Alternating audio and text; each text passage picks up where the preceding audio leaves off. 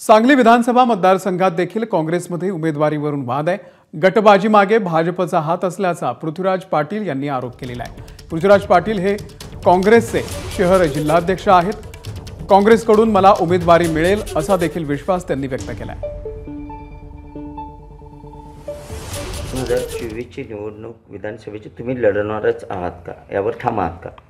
मी ही निवडणूक निश्चितपणे लढवणार आहे आणि मी महाविकास आघाडीचा उमेदवार असेन यात शंका नाही। कारण गेल्या वेळेला माझा थोडक्यात झालेला जो निसटचा पराभव असेल आणि त्यानंतर 10 वर्ष मी सातत्यानं जनतेच्या सेवेत असेल, पक्षाच्या माध्यमातून जे काही आंदोलनं असतील, जवळपास 300 पेक्षा अधिक आंदोलन आणि मोर्चे या माध्यमातून मी लोकांच्या प्रश्न घेऊन लढतोय आणि त्यामुळं मला खात्री आहे की त्या ठिकाणी उमेदवारी मिळायला अडचण होणार नाही।